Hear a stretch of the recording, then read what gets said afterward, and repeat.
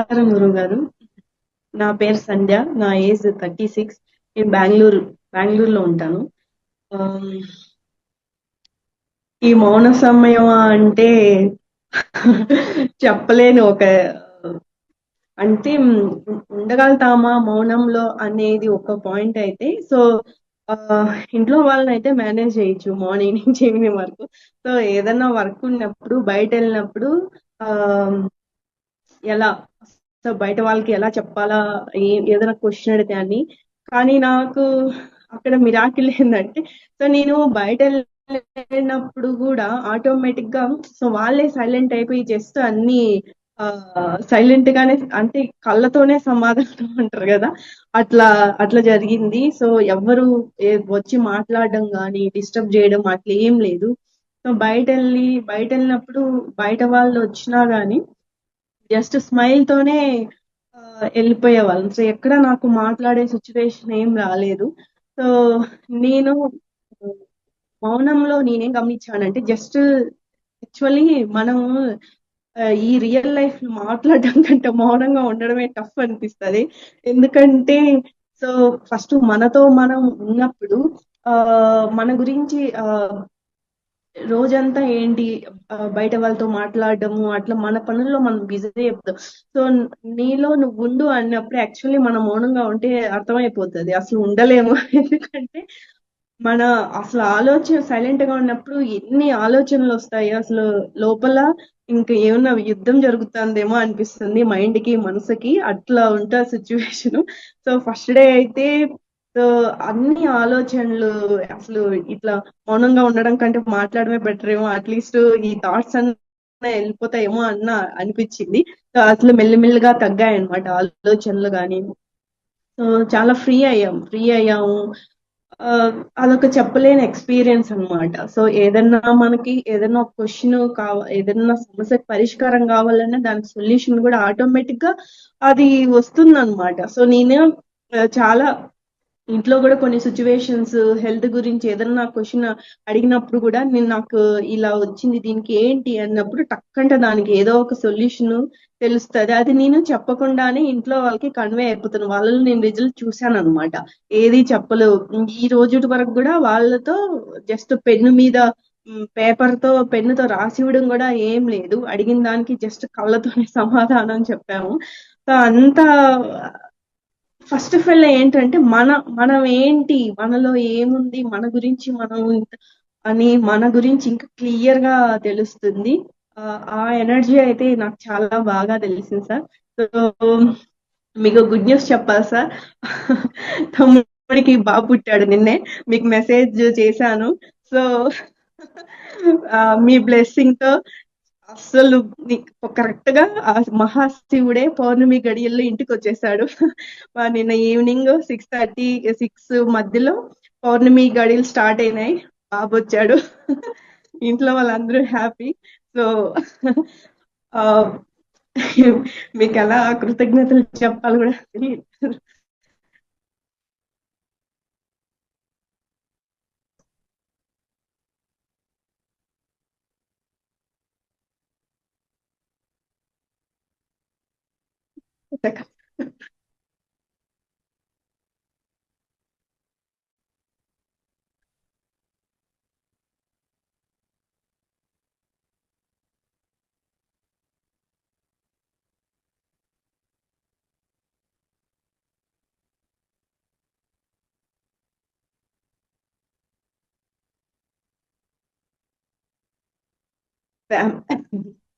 Family అంతా waiting sir.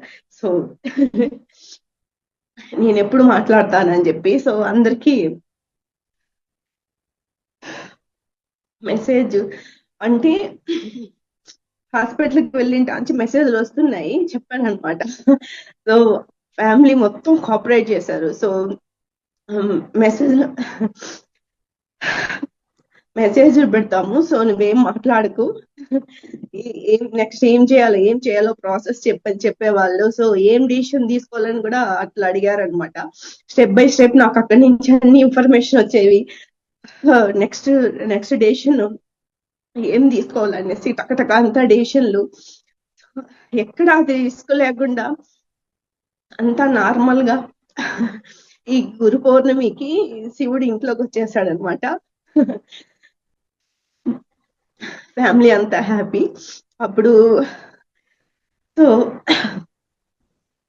So ఈ రోజు నా అంటే ఈ ఫీడ్బ్యాక్ అయిన తర్వాత అందరికి ఫోన్ చేసి మాట్లాడాలా. సో అందరూ చెప్పారు రేపు ఈవినింగ్ అయినా పర్లేదు నువ్వు మాట్లాడు అని. అక్కడ వచ్చి అమ్మ ఒక మాట అనింది, సార్ నీ నీ నోటి వాక్తో ఏమని బ్లెస్ చేసావో బాబు వస్తాడని.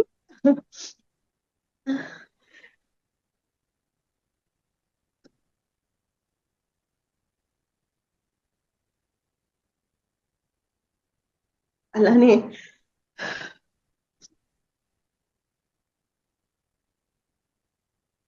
అలానే బాబు వచ్చాడు సార్. అది మీ బ్లెస్సింగ్సే. ఫస్ట్ డే నుంచి మీతో మాట్లాడుతూ ఉన్నాము, ఎక్కడ ఎటువంటి ఏ డిస్టర్బ్ లేకుండా అంత హ్యాపీ. సో ఇంట్లో వాళ్ళంతా చాలా happy sir.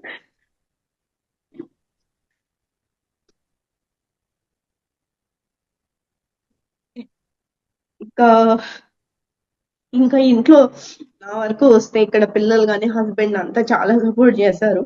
First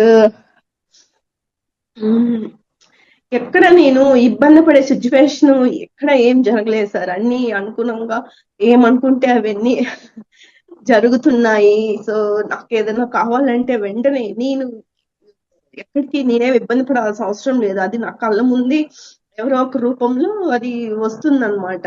so so బయట వాళ్ళతో కానీ ఏమో నేను మీతో 9 months నా లాస్ట్ ఇయర్ కార్తీక మాసంలో నిరాహార సమయం నుంచి స్టార్ట్ అయింది ఈ జర్నీ. సో ఇప్పుడు వరకు వెనక్కి తిరిగి చూసుకుంటే అంతకు ముందు ఒక లైఫ్, ఇప్పుడు ఒక లైఫ్. సో ఎక్కడ ఒకప్పుడు చాలా సెన్సిటివ్ భయం, ఇప్పుడు ఆ భయం లేదు, ధైర్యం ఉంది. సో మీరు అంటున్నారు కదా ఎప్పుడు మనకి ఎప్పుడు ఏది అవసరం అయితే అది బయటకు వస్తుందని, అట్లే నాలో కూడా ఎవరైనా ఏదన్నా అడిగినా ఏ సమాధానం ఎప్పుడు చెప్పాలి అప్పుడే వస్తుంది. సో మిగిలినప్పుడు సైలెంట్ అవుతున్నా. సో ఆ కాము మా ఇంట్లో వాళ్ళు జోక్ చేస్తున్నారు, సో 365 days ఇలానే మౌనంగా ఉండు నువ్వు. ఎందుకంటే నాకు చిన్న బాబుకి ఫుడ్ విషయంలో కొంచెం యుద్ధం జరుగుతుంది అనమాట. వాడు సరిగ్గా ఫుడ్ తినడు. సో నేను అక్కడ హాఫ్ ఏంటంటే ఇంట్లో అంతా ఎందుకు ఫస్ట్ ఈ నార్మల్ డేస్ లో కానీ అనిపిస్తుంది. సో హాఫ్ కూడా సైలెంట్ గానే ఉండి సైలెంట్ గా చెప్పిన మాట వింటారు. సో మనం ఏమి ఎక్కువ ఇంకా తినట్లేదని టెన్షన్ అరవాల్సిన పని ఉండదు కదా. సో ఆ టైంలో మన పక్కన ఉన్న వాళ్ళు కూడా ఇబ్బంది పడాల్సిన అవసరం లేదనిపించింది. ఆ పిల్లలకి కూడా అంతే మౌనంగా అసలు తెలీదు. పిల్లలు కూడా అంతే కోఆపరేట్ చేశారు. ఎక్కడ ఏమి అమ్మ సైలెంట్ గా ఉంది కదా, సో సైలెంట్ ఏం చెప్తే అదే నాకు అదే బెస్ట్ అనిపించింది. సో ఏంటంటే మార్నింగ్ 1 hour ఈవినింగ్ 1 hour హెట్టిక్ అనిపిస్తుంది అనమాట. ఈ ఆ 1 hour కాసేపు ఇల్లంతా ఇంకా అరుపులతో ఉంటుంది. సో అట్లా కాకపోయినా ఈ సైలెంట్ లో అయినా మనకంతా వర్కౌట్ అవుతుంది కదా, ఎందుకు మనం ఊరికి రిస్క్ చేయడం అట్లా అనిపించింది. సో పెద్ద బాబు మిస్ అయ్యాడు. అమ్మ ఎప్పుడు మాట్లాడతావు నువ్వు, ఈ రోజు మాట్లాడతావు. అంతే సార్, చాలా బాగుంది. సో మా బాబుకి మీ బ్లెస్సింగ్ కావాలి సార్. తర్వాత ఆ, మీకు మీకు చూపిస్తాను. ఆ, అక్కడి నుంచే ఫోన్ చేసి చూపిస్తాను. సో ఈ ప్రోగ్రామ్ లో బిజీగా ఉండాలని చెప్పేసి ఆగాము. సో మీ పాదాలకి చెప్పుకోండి. అసలు అసలు మీ పాదాలకు నమస్కారాలు సార్. ఎలా డే 1 నుంచి ఒక ఈ లైఫ్ నుంచి ఏ లైఫ్ వచ్చాం, ఇలాంటి ఒక గురు పౌర్ణిమ నేను ఒక దీక్ష తీసుకుంటాను, మౌన దీక్ష ఉంటాను ఒక 6 days అనేది, జీవితంలో ఇలాంటి రోజు వస్తానని నేను ఎక్స్పెక్ట్ చేయలేదు. సో ఇలాంటి గురువు కూడా నా లైఫ్ లోకి వస్తారని అసలు ఎక్స్పెక్ట్ చేయలేదు.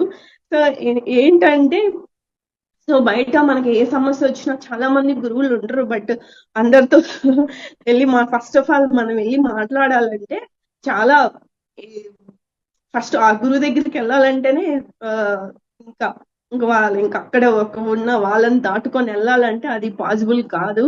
అలాంటిది మీకు అంటే అసలు ఎవ్వరూ లేరనమాట. డైరెక్ట్ మేము మీతోనే మాట్లాడొచ్చు. ఎనీ టైం ఏం కావాలన్నా మాట్లాడొచ్చు. అక్కడెక్కడ ఆ, ఒకరికి ఫోన్ చేసి సార్ ఎప్పుడు అవైలబుల్ ఉంటారు అపాయింట్మెంట్ తీసుకోవాల్సిన అవసరం లేదనమాట ఇక్కడ. సో అసలు అంతా ఆ, ఎలా చెప్పాలో కానీ మాటలు కూడా రావట్లేదు. సో ఆ, చాలా చాలా ధన్యవాదాలు సార్. ఈ మౌనం అనుకుంటాం కానీ అసలు ఉండగలుగుతాం. నిజంగా నా ప్రతిదీ డౌటే, ఇది చేయగలుగుతామా చేయలేమా అన్న దాంతోనే స్టార్ట్ అవుతుంది ప్రోగ్రాము.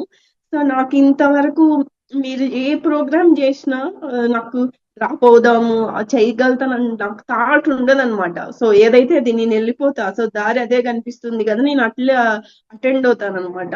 ఎవరి దగ్గర పర్మిషన్స్ ఏం తీసుకోను. నేను ఈ కోర్స్ చేయాలా, నేను ఈ క్లాస్ ఉంది, నేను వెళ్ళిపోతా, దట్స్ ఇట్. అలా చెప్తున్నాను అంటే నాకు అదే షాక్ అనిపిస్తుంది. సో నేను ఇది చేస్తాను, నాకు అట్లా ఏం ఉండదు. సో నువ్వు ఓకే అంత ఉంది. సో ఒక్కరు కూడా ఎందుకు ఇలా చేస్తున్నావు ఎవ్వరు క్వశ్చన్ చేయరు అనమాట. అంత హ్యాపీ. సో త్రూఅవుట్ నిన్న జరిగిన దాంట్లో మొత్తం ఫ్యామిలీ మొత్తం సపోర్ట్. ఇక్కడ అసలు ఇవ్వాలి అసలు. సో ఎంత కోఆపరేషన్ ఏంటంటే జస్ట్ నా మాట కూడా ఎవ్వరూ వినలేదన్నమాట. సో మెసేజ్ తోనే వెళ్ళింది, మెసేజ్ తోనే జరిగిపోతుంది. సో అందరూ అంత బ్లెస్ చేశారు.